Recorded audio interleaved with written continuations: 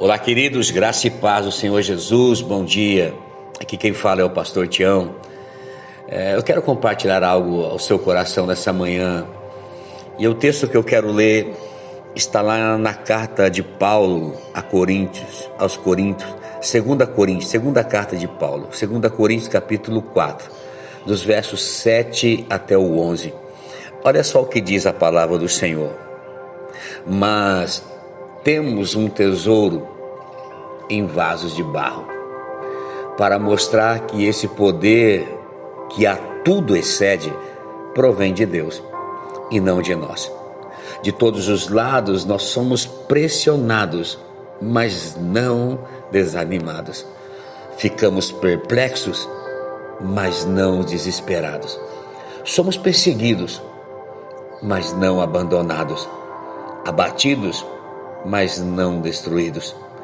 Trazendo sempre em nosso corpo o morrer de Jesus, para que a vida de Jesus também seja revelada em nosso corpo. Pois nós, que estamos vivos, somos sempre entregues à morte por amor de Jesus, para que a sua vida também se manifeste em nosso corpo mortal. Meu Deus, que tremenda essa palavra. Sabe, irmãos, os momentos de pressões, os momentos de lutas, os momentos de dificuldades, os momentos que nós estamos em uma batalha, em um enfrentamento, geralmente ou quase sempre, por vezes, mostrarão o quanto somos pessoas fragilizadas, o quanto somos frágeis, o quanto nós precisamos e necessitamos do cuidado de Deus. Nós somos pessoas que precisamos que Deus nos guarde, que Deus nos livre, que Deus cuide de nós, que Deus trabalhe em nossa vida, que Deus nos proteja diante das adversidades.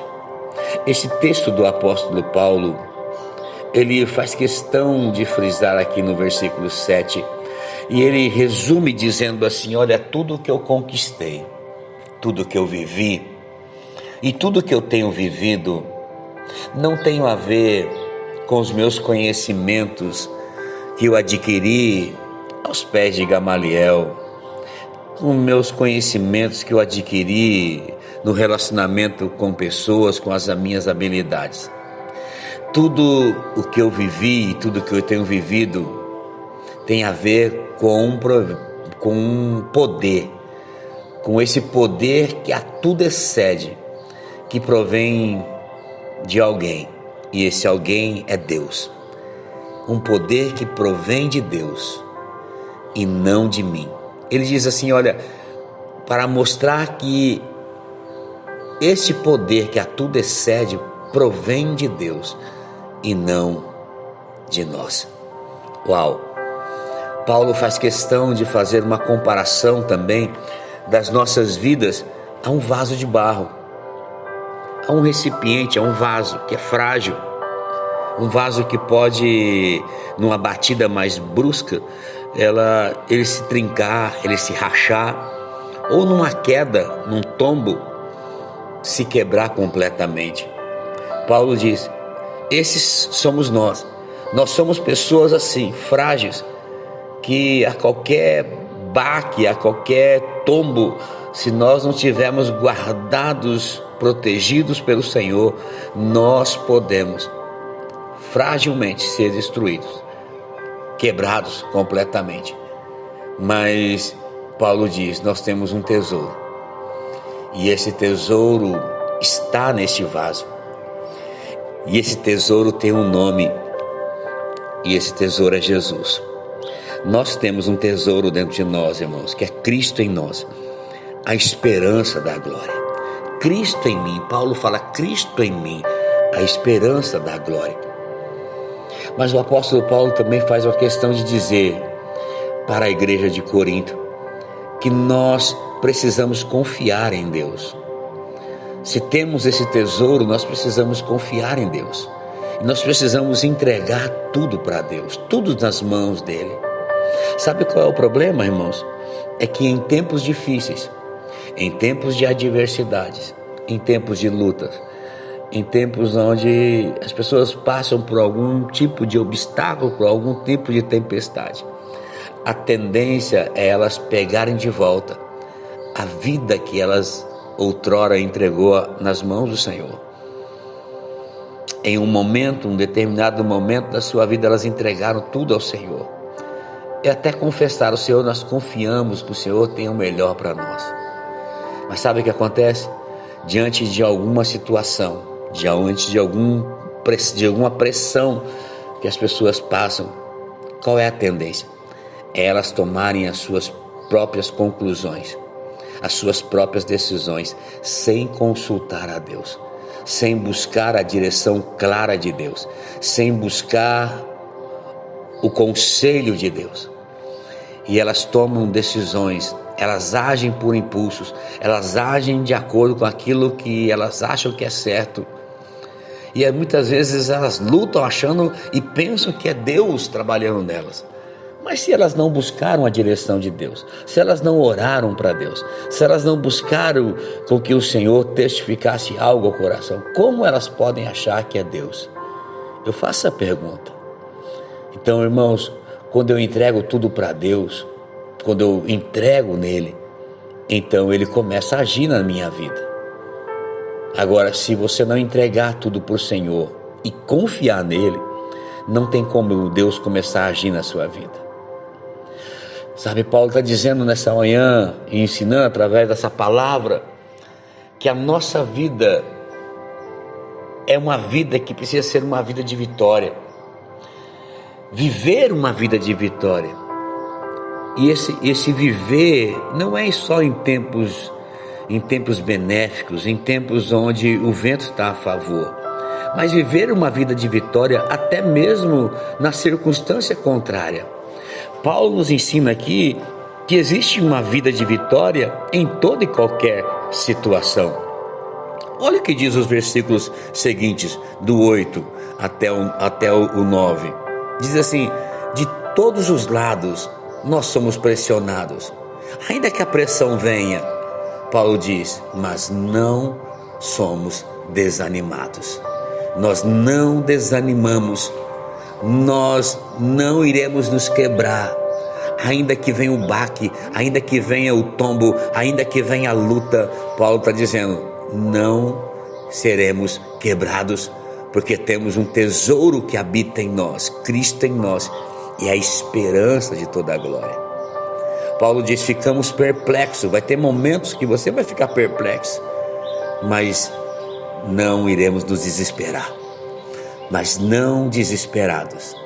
Não iremos ficar desesperados diante das situações, diante das lutas, diante das adversidades que às vezes se torna tão real, dizendo que é impossível.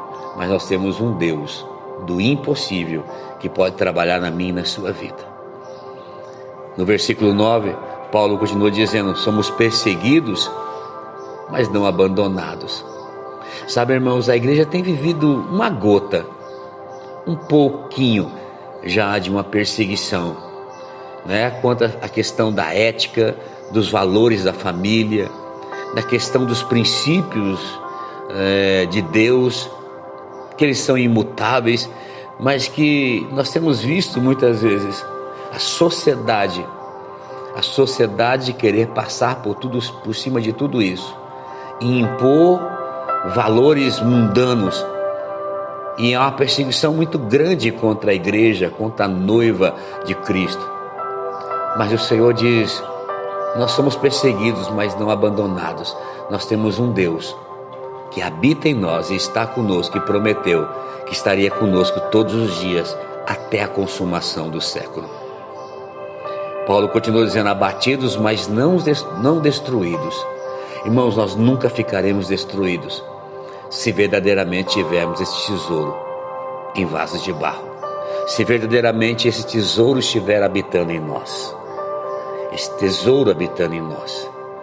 E o versículo 10 e 11 que nós lemos termina assim, trazendo sempre em nosso corpo o morrer de Jesus, para que a vida de Jesus também seja revelada em nosso corpo, pois nós que estamos vivos somos sempre entregues à morte por amor de Jesus, para que a sua vida também se manifeste em nosso corpo mortal.